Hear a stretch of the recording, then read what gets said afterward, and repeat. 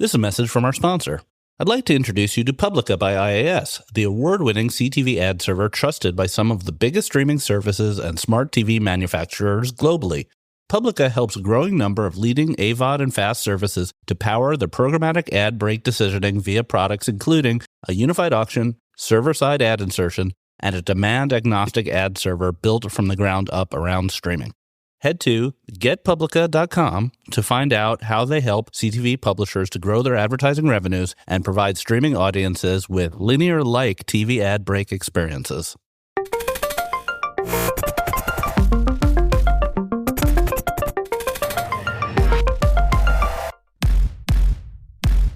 Welcome to the Marketecture podcast. I'm Ari Paparo. I'm here today at RampUp.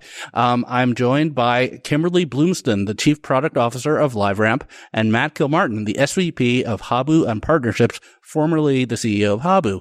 Kimberly, welcome to the Marketecture podcast. Thanks for having me. Excited to be here. And Matt, I interviewed you about 2 years ago when you were independent. Now you're part of a really big company. We're going to find out more about that. Yeah, excited to answer any questions and share some perspective. All right, so quick housekeeping. So this week's vendor interview is with Ad Fontes Media. So I talked to Lou Pascalis, and he gave us a great overview of how they're trying to protect the news business. So I'd recommend that. And the newsletter this week was with Walmart Vizio, and my overview of that deal, I'd recommend subscribing at news.marketecture.tv. All right. RampUp is one of the best conferences in ad tech, even though it's a vendor conference. It has really great content, and it's also great because it's West Coast. You see different people. But I was a little surprised to see a big sign outside this very room that said RampUp After Dark. Kimberly, any thoughts on RampUp After Dark? I don't know what it is. Trick question. Off to a great start. No, let's get to serious topics. So what are you announcing this week at RampUp? Yeah, we have several big announcements this week. One of the largest is around the launch of our new data collaboration platform. We've been talking about moving to a platform for many years at LiveRamp, and we're launching that this week. It's a interoperable, composable platform to really change the LiveRamp landscape and speak more to the modern data architecture and how we can support that. And to that end, we have another announcement, which is being embedded in the Databricks marketplace with our identity capabilities so that customers don't have to move their data around and instead can resolve their PII data directly to RampID out of Databricks. So let's just go a little level deeper so I understand what that means. What does a composable data stack, or however you're putting it, mean to your customers? Yeah, for our customers, it means if you want to come into our platform within our UI, great, we can support that. And we have all of our products available within that one single sign-on, so you don't have to explore multiple different applications and sign-ons. But in addition to that, we have many customers that may want to leverage those same capabilities directly from, let's say, a cloud, and they're able to do that. And then we have other customers that just want to actually build on top of their own enterprise stack. And for that, we're enabling them to do so with APIs. And is that really the nature of the Databricks relationships, where a customer who's using Databricks as a data store, as a CDP, can now append your ID in various ways? Absolutely. It's also true in, let's say, Snowflake as an example. So there, it's not just identity is embedded, but we've also embedded activation there. So customers don't have to ship their data over to LiveRamp. They can do segmentation with a robust segmentation tool directly on their cloud data warehouse. And then when they hit activation, they're sending just a list of ramp IDs over instead of having this like large egress spend of their data or having to ship around PII. Yeah, the egress spend is something people often forget about because the actual cost of bandwidth is quite expensive when you're using a cloud provider. They make it very cheap to move data between the parts of the cloud, but as soon as you leave the cloud, the bills really go up. Yeah, absolutely. And there's a reason for that. They want to keep the data there, but activation is really sending the data. I mean, that's how you're reaching users in another channel. And honestly, that's one of the dirty little secrets right now about cloud clean rooms is the starting costs are very low. And for some of the more basic workloads people are doing, the cloud computing costs are low. But the reality is, as you scale data collaboration, the cloud costs will spiral. And so we've seen that with some of our customers and we've heard that feedback. And so having more of a product around your clean room and being able to control access, provision access, templatize outcomes is a lot better than giving people unfettered access to run queries, because then you can't control your compute bill. So it's a buyer beware for people who think that a cloud clean room or a data warehouse clean room is the answer. Right. Because most clean rooms, they're going to charge you on a compute basis if you're doing complex queries or joins to the data in addition to the egress. Is that right? 100%. And let's realize, how do clouds make money? They want the servers to spend more and more and more and more. It's all about the compute. And so, listen, I give the clouds a ton of credit. They're very important partners for us. Snowflake was an investor in Habu as well. But at the end of the day, really what all these clouds have done is they've provisioned the ability to share data, which is a critical component. And that's what's led us to do the composable solution. But we all know the world of multi-cloud, and you have to work across all the cloud clean rooms. And so it's not just a cost benefit play. It's also viability of your solution. Let me just ask one more example I always want to make sure I really understand it. All right. So I have my CDP data in, let's say, Snowflake, or Databricks, and it's now joined with the LiveRamp ID, and I want to now activate it in a platform like the Trade Desk or Beeswax or anything else. How does the data get to that platform, and how is that different from how it works currently? Yeah. So I'll start with how it works currently. So how it works currently is you would ship your entire CDP database or your CRM database into LiveRamp. So we ingest that data within our kind of managed solution on behalf of the customer and throw away the PII, resolve it to Ramp ID in a privacy safe way. And then you would segment the data to build the audiences that you want for your campaign. And then you would choose the destination that you want to send it to. And then we would ship that list of Ramp IDs over to Trade Desk in this example. Now, instead of having to ship all this data around, instead within the Databricks platform or in the Snowflake platform, you can use our same exact segmentation UI and tool directly on that data, no matter where it sits. So if it's sitting, for instance, within Snowflake, that same marketer can build their segments right there within Snowflake.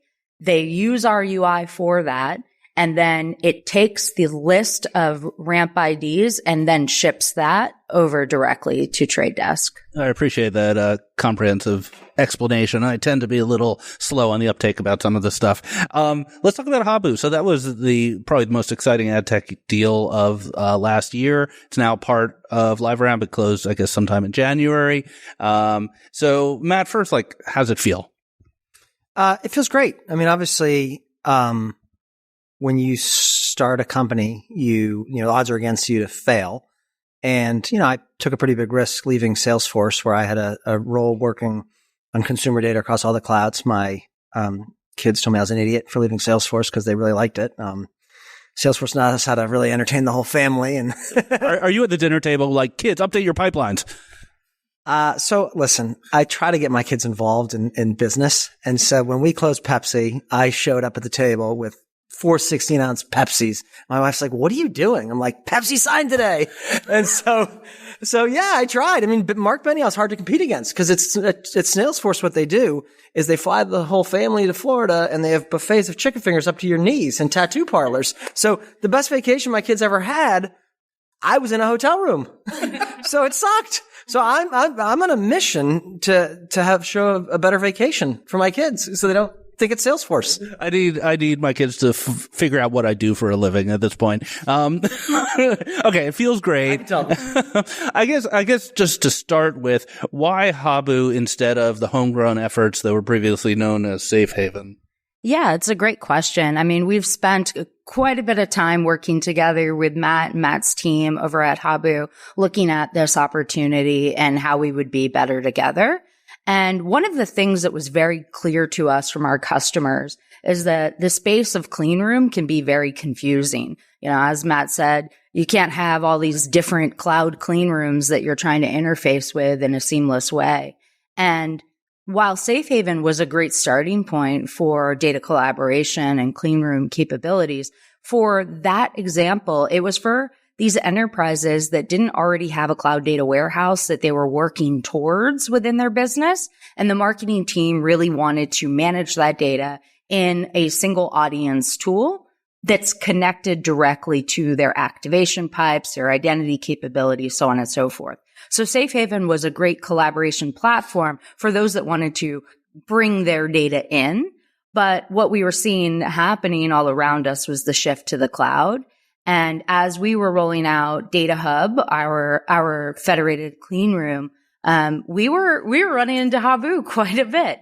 And that was because many customers were seeing that they were already connected where their data lived within Snowflake, right? Or they were already connected within the AWS clean room. And so really the why Habu here is that they had that interoperability kind of foundationally to how they built the product, together with much seamless, more experience, which is a big goal for us across the product team right now, is simplifying things.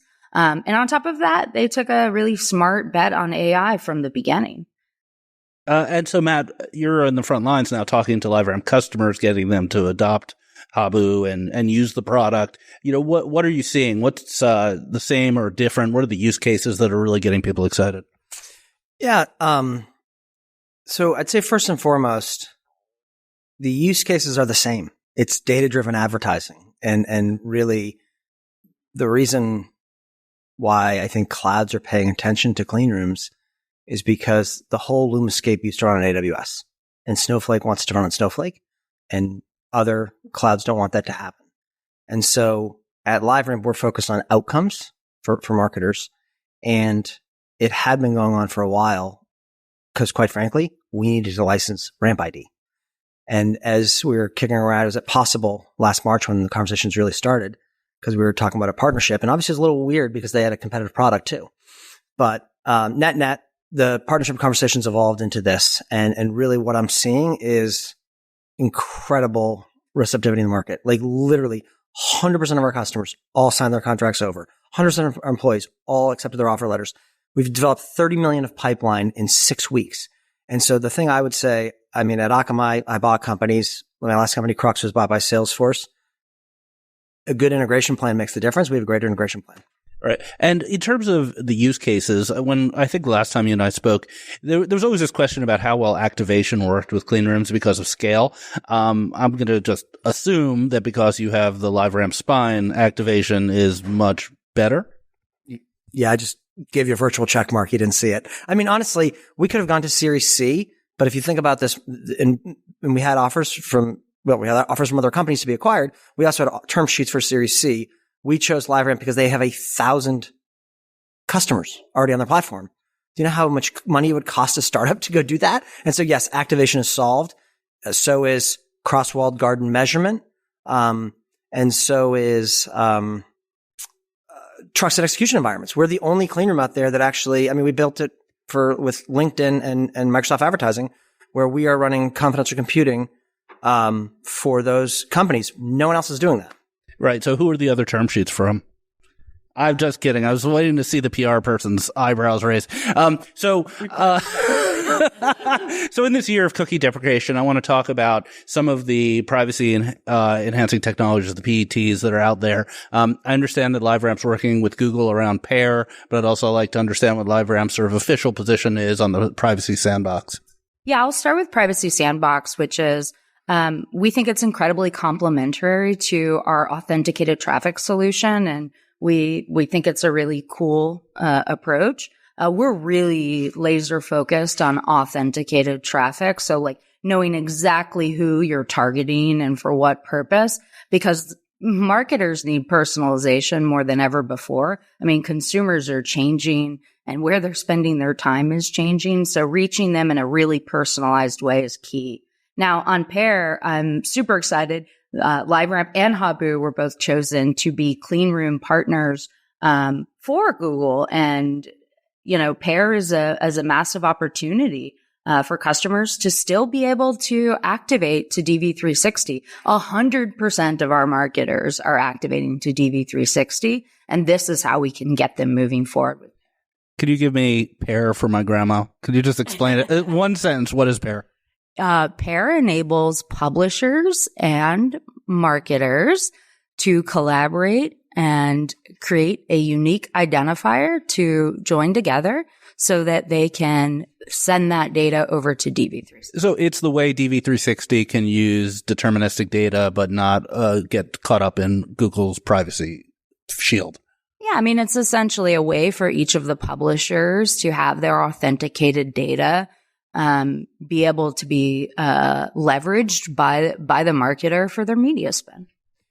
And to add, the pair announcement is massive because for the first time, I mean, Google doesn't need to partner with anyone on this.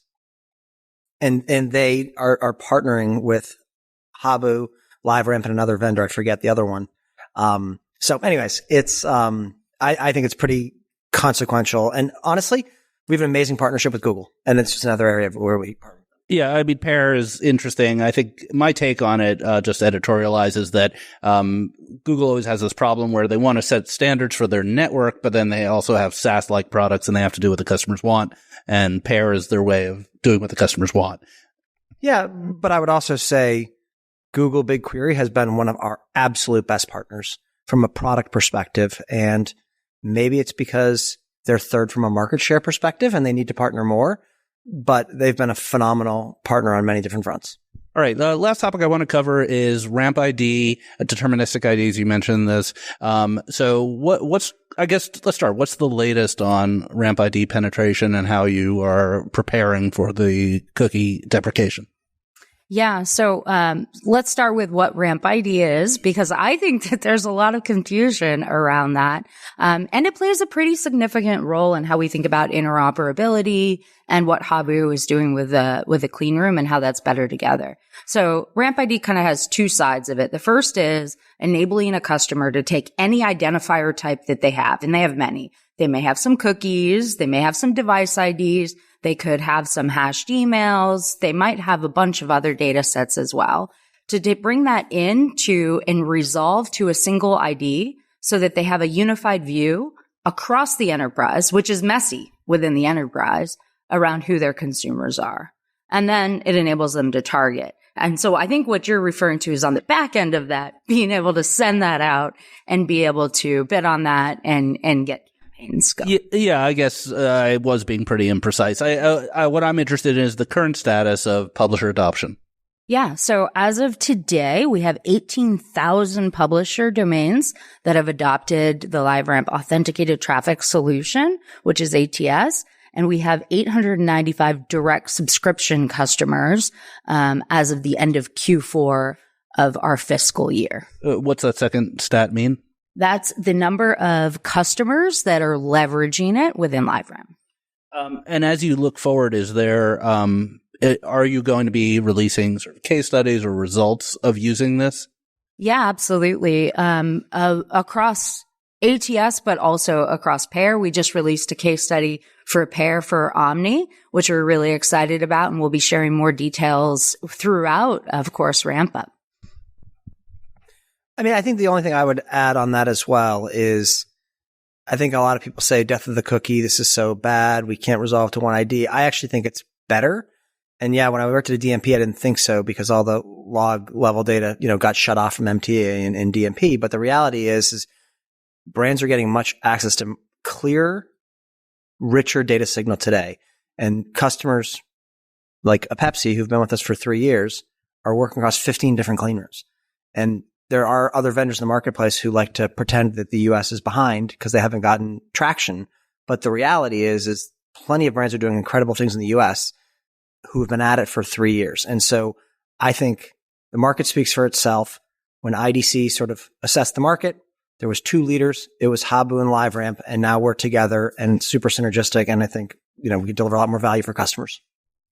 All right, great. Let's call it on that. Kimberly, thank you so much for being here. Thank you for having me. Matt, congratulations, and thanks for being here. Thanks for having me. We'll be back in 1 minute with the news. And we're back. I'm joined by Eric Franchi to talk about the news of the week. Eric, thanks for letting me do the first half on my own on the road. No problem. And I'm keeping everything stable here in the Northeast and dirty Jersey. So Let's get right into the news of the week. So first order of business is you are at RampUp. Give us the RampUp vibe check for all of us that are not there. Absolutely. RampUp is a really good conference. Whether it's a vendor conference or not, it's extremely well produced, has great content, great networking, certainly the best vendor conference out there. And just as an editorial note, I'll just point out we're not being compensated for this at all. I like the conference. I wanted to go. There's no talk of Sandbox whatsoever. Sandbox is a verboten topic. And in the interview that just played, you heard that they didn't really want to talk about it. And there's a lot of talk about deterministic IDs. There's a lot of talk about Habu and clean rooms. I think they are leaning in very heavily into that. They demoed a product called their collaboration suite, where you could basically take a LiveRamp audience and immediately push it to Habu or push it to Amazon or Databricks or really any other clean room that's not named InfoSum. So a little bit of shots fired there, and there was a little fun on Twitter. I'll be covering this in my newsletter on Monday. It should be fun. So collaboration is the word of the week. There was a drinking game, eh? Yeah, I suggested a drinking game, and it would have been fatal by the end of the keynote. Scott Howe would have murdered us all in the drinking game from the number of times he said collaboration, the collaboration suite, all that sort of stuff, which is their kind of bread and butter. So yeah, that's really where they're positioning themselves as the deterministic future. No probabilistic, no sandbox, no funny business. Just you get people's hashed emails and you use them all day. That's their point of view. And I think, and I'll talk about this in the newsletter as well, it's a little bit of a horse race between them and Trade Desk. I didn't feel a lot of love for Trade Desk. Didn't hear the words Trade Desk on stage even once. Heard a lot about Google. Heard a lot about Pair, which is Google's deterministic solution. Nothing much about Trade Desk, even though Trade Desk is probably one of their largest partners. Why would that be? Well, because the Trade Desk essentially is trying to disintermediate LiveRamp with UID2. If a marketer or an agency were to adopt UID2 for a full stack solution, they would need LiveRamp. So in LiveRamp's worldview, they don't care if someone's using the Trade Desk as a DSP, but they want to use it with a RAMP ID as the lingua franca of deterministic. And so they're sort of frenemies at this point, as far as I could tell. Got it. Makes sense. It's going to be a fun one to watch for 2024. Absolutely. So let's get right into the news of the week. So we had some earnings continuing to trickle out, and this was a head scratcher. So PubMatic and IAS both reported this week. PubMatic reported first, solid year, 14% year-over-year growth. Display was up. SPO is dominating their business. It's 45% of revenue. PMP deals up 50%, and the stock just ripped. It was up like 30% overnight, maybe even more the next morning. So, and I think Rajiv had some like pretty positive things to say about Q1 and 2024. The next day, IAS reported. I think they reported 14% year-over-year growth. They had, I think, less positive things to say about Q1 and 2024, basically like, below analyst estimates. And the stock absolutely crashed. It was down 40%. So this is, it's weird. Like basically same performance by, two different companies doing two different things, different outlooks, and the stocks were couldn't be different. Yeah, I think the big difference is that IAS had a 200 PE multiple. So both IAS and DV are really rich stocks. They're both exciting companies. They're growing well. They're well managed, but huge expectations. And so it's hard to justify a PE ratio of 200 when you're growing 14% a year. Yeah, this is true. The one thing about IAS that I noted that, maybe an interesting positive catalyst for the future is social is a big part of their biz. Social was 49% of revenue. Social continues to be, big this year in terms of like, election spending. If X, really doubles down on its ad business, that could be a positive catalyst for IAS. And, hopefully they'll have one. Yeah. When Lisa was on the show, Lisa Schneider, it was like, I guess November, December, and they had just started the X integration and probably wasn't contributing to revenue yet. And they have an exclusive there on pre-bid safety. So that could turn into some significant revenue potentially. I don't have any specific guidance, but it seems like an interesting opportunity. Yeah. That's it on earnings. And then you put in the notes, you wanted to talk about collective audience, just to put a cap on the public company stuff. So what you got? So, okay. So this is raised my eyebrow. There's this new public company called Collective Audience, and this has nothing to do with Joe Apprendi's old Collective. It's just they use the name again. And it's rare that a new public ad tech company just shows up and no one's heard of it. And some people pinged me on Twitter, like, what is this company? And then I saw that Joe Zawodzki, your partner, is on the board of directors of it. So that's a kind of an endorsement. So I looked into this company. It's a SPAC, so it de-SPAC'd. It is the main brand that they do business under before the SPAC was called Logic with a Q, Logiq. Pretty small lead gen company. Basically, they do lead gen. They do a lot of weird little marketing activities. And, it's a public company and they're making some noise there. So I reached out to their CEO, Peter Boyd, and I talked to him to find out, what his deal is. And it's interesting because, as anyone who's a regular podcast listener knows, I've had a massive hard-on for this other company called Kubient, which was kind of a crappy public ad tech company. And I mean hard-on in the aggressive way, not in the sexual way. And guess what? Peter, the CEO of Collective, was the chairman of Kubient, and a board member moved over from Kubient, and one of the senior employees moved over from Kubient. So Collective is a little bit of a Kubient reboot, even though it's a totally separate company with different ownership structure. There's not much story here. This is like a story that went nowhere, but I have my eye on you. That's really the lesson here. I got my eye on you. And I think the one thing that's interesting, and again, Joe's on the board personally. There's no involvement from Imperium. It might be, I think, the only company to de-SPAC over the course of the past couple of years. I don't think there's been one since that frenzy of 21. It was a pretty small market cap. It's like a $15 million market cap, and that's less than 1x of their revenue. So it's a pretty small company. I think the idea here, I have to speculate, the idea here is to do more acquisitions and to grow the company inorganically to create something new based with public currency. I think that was Kubient's strategy also. It just didn't work. Sounds reasonable, and good people around the table. Obviously, I'm a big fan of Josie. All right, let's get into to some funding news. So this one will be fun. Yesterday, there was an announcement from TV Scientific, so a portfolio company of Imperium's. We've been in the business since basically day one. They announced a pre-Series B, basically $9 million, $9.4 million.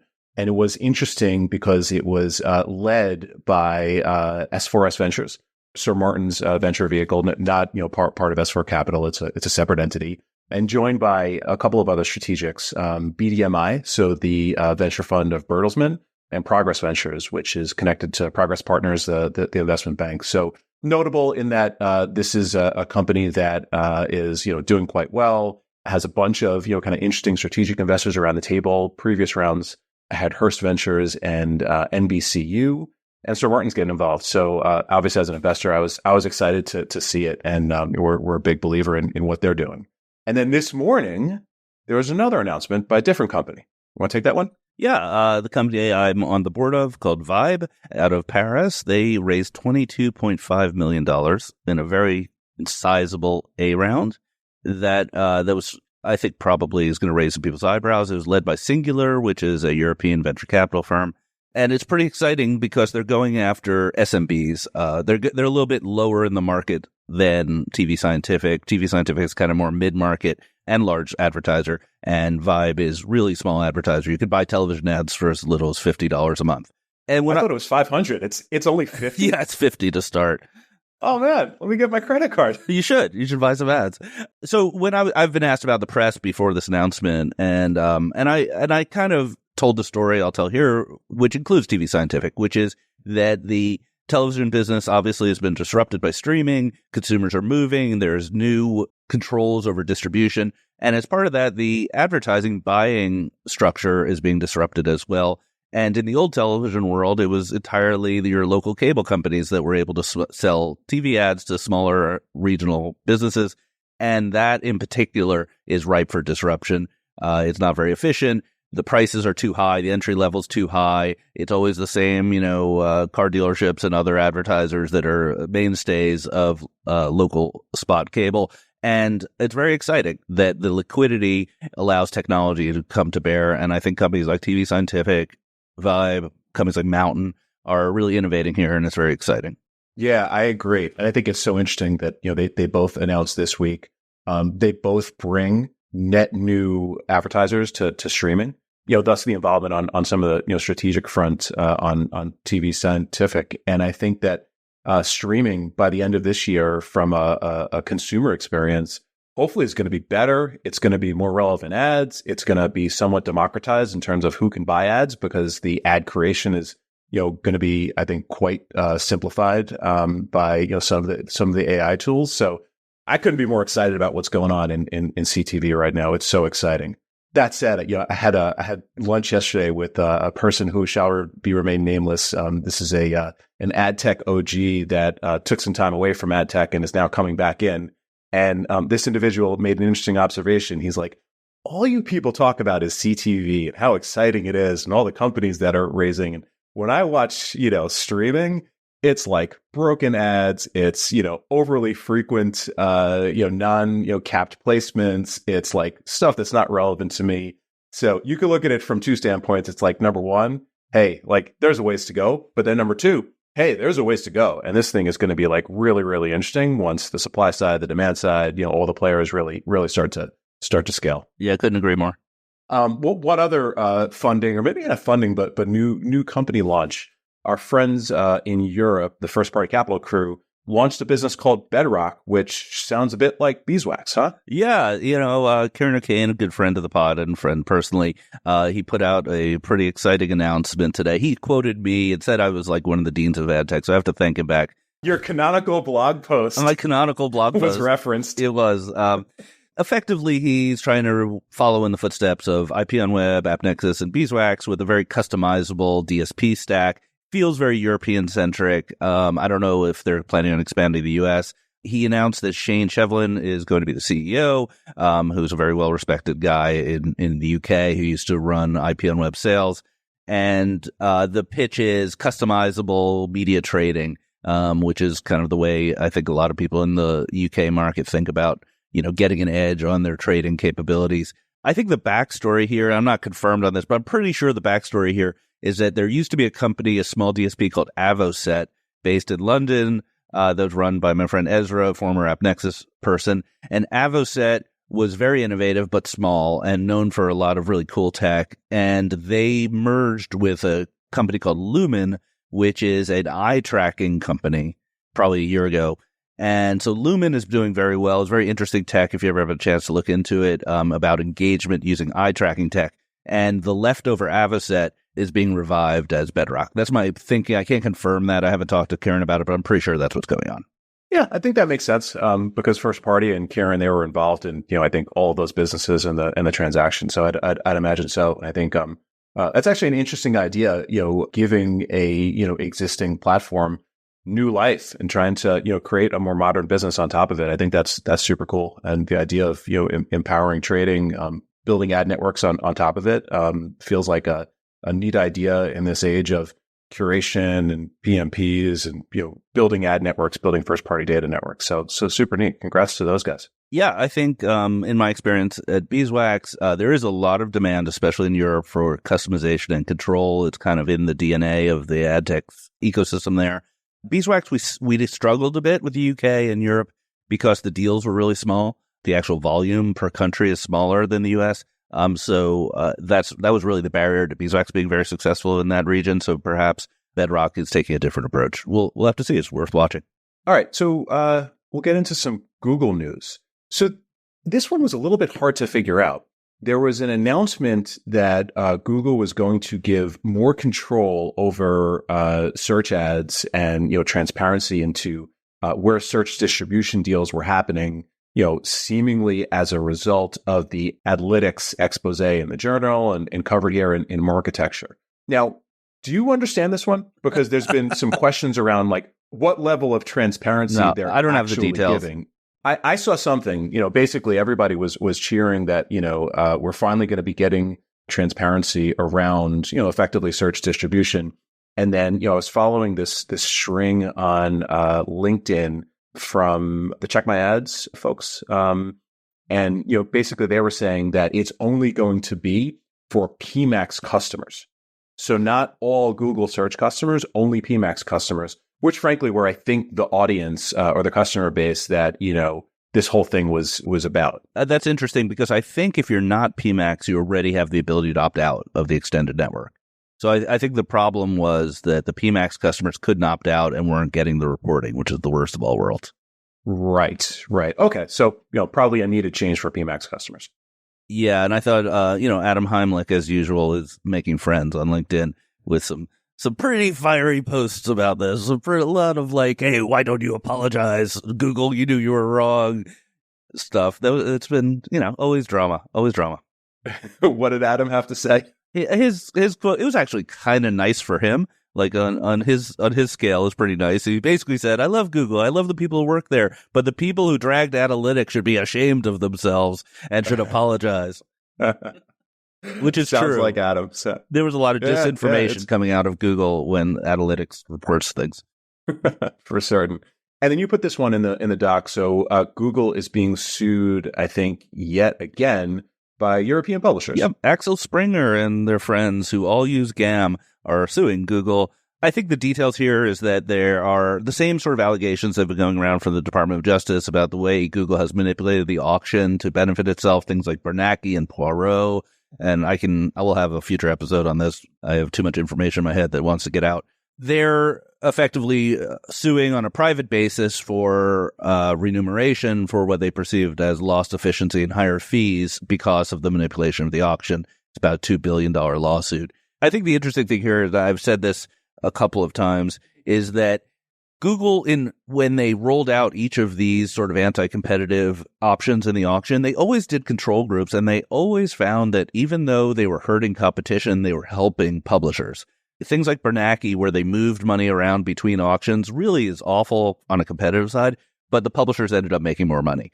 And so I wonder how this case is going to evolve, because it's going to be very difficult to prove that these companies who are using GAM and using AdX were actually harmed by some of the activities of Google. Got it. So you think this one doesn't go anywhere? Unless it might be things I don't know. But from what I've seen, they tend to have made it more money because of Google. Got it. That makes sense. One Google adjacent announcement, I guess maybe two. So, last week we covered the Gemini AI kerfluffle with, the woke search results. The CEO put out somewhat of an apology, somewhat of a we're going to do better, and it was not well received by the internet. So continue to watch just the dumpster fire of what's going on there. On a more positive note, yesterday on the Snowflake earnings call, Frank Slootman, the founder and CEO of Snowflake, announced his retirement. The stock actually did not respond positively to that one. I think a lot of people think, Frank is Snowflake, Snowflake is Frank. But his replacement, the new CEO, is going to be Sridhar Ramaswamy. So Sridhar was the longtime head of Google Ads forever, basically, and ran a giant business and grew it over the course of probably more than a decade. And then he left and tried to start a Google competitor called Neva, effectively a private search engine, which Snowflake acqui-hired. Didn't make a lot of sense. Now it makes a ton of sense because Sridhar is amazing. So shout out to him on getting what is like an awesome job. Yeah, that's an awesome job. I worked with Sridhar when I was at Google. I had a couple meetings with him. He was super intelligent, very engaged.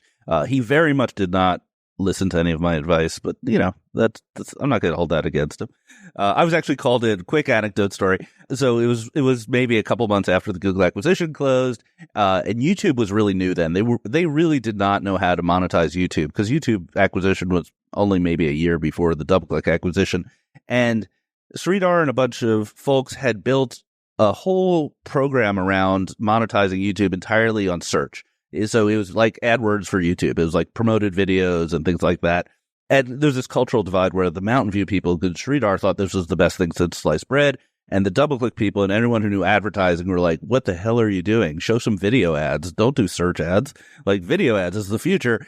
And effectively me and maybe, I don't know, Brad Bender, I can't remember, were flown out to Mountain View to try to shake some sense into the YouTube team, or to San Bruno probably. And it was a very uncomfortable meeting because they very much did not want our opinion. And we were like, search ads, stop wasting your time on search ads. And this is going to people who built Google Search, the greatest advertising thing in the world. We were right. We were totally right. But it was a An example of, I guess, cultural osmosis not working. Amazing. All right, well, we'll close out on two things. One fun one and one thing for folks to follow up on and read. So we're not a video podcast, but I'm going to put this in the screen here for you, Ari. What is that? What is this? This is my Wawa app. These are all of the transactions that I've made on the Wawa app. Okay, we have to explain this to anyone who doesn't live within like 50 miles of Philadelphia. No one knows what you're talking about. Okay, so what Ari is looking at right now is an endless stream of transactions, an embarrassingly endless stream of transactions that I've made in my Wawa app. If you're not from the Northeast, what is Wawa? Wawa is the greatest gas station, convenience store, restaurant in the world. Oh my God. It is majority owned by actually one family. I want to say like there's a Bloomberg article a couple of weeks ago about it. It's like it does tens of billions of dollars. It's super profitable. It's expanding rapidly throughout the rest of the country. And what did they just announce? They announced an RMN. So you will be able to. I have no idea. Like, I'm so excited about this. Wawa is the greatest convenience store in America.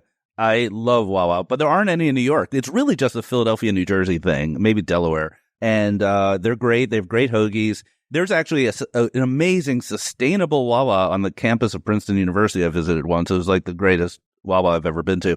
But yeah, they're expanding. They're expanding. So if you want to advertise your hoagies or your chips with hoagies, like you now have some product listing ads you can buy.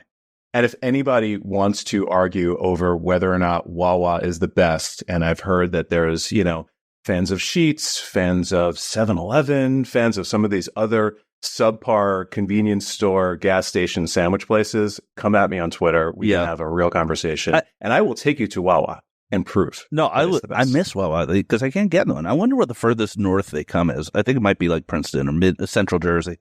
No. There's one by me. There's actually a couple by me in North Jersey. Okay. Next time we meet up, I will bring you a sandwich. But while we're on the subject, is there such a thing as Central Jersey? I've heard this debate that there is no Central Jersey. There's North and South Jersey, and Central Jersey is not a real thing. Oh, yeah, absolutely. So the New Brunswick area where Rutgers is, Woodbridge, Menlo Park, that is absolutely Central New Jersey. New Jersey is a big state. Indeed. You have to divide it into three. Right. Yeah. Okay. Anyway. Okay. All right. Final thing that I think would be awesome for people to read, or you put this in the chat, and folks can check it out. It's titled "How the Pentagon Learned to Target Ads and Find Vladimir Putin," something to that effect in Wired. This is one of those ad tech shot pieces, basically, about how your phone can basically be tracked and identify you based on your movements. And it's written from the perspective of how government agencies have presumably or allegedly been using this to track the movements of some of the enemies or folks that they want to keep an eye on of America. But then on the other side, I think if you read this, you will be uncomfortable about how anybody with this kind of access could find you.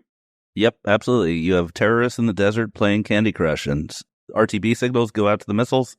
Missiles fall on the terrorists. That's the circle of life, circle of death, as it is. But it's worth reading. This is a very long article, very interesting. And I will point out, where do you find these show notes? You find them in the weekly newsletter. Subscribe at news.marketecture.tv. You know it. And Ari writes original content now every single week, which is some of the best stuff you will read on the internet. I think that's it. Awesome show. Yeah, get home safe. We'll see you in New York soon. Hopefully, we'll see you at Possible in Miami in a couple months. So thanks, everybody. Thank you for subscribing to Marketecture. New interviews are added every week at marketecture.tv and your favorite podcasting app.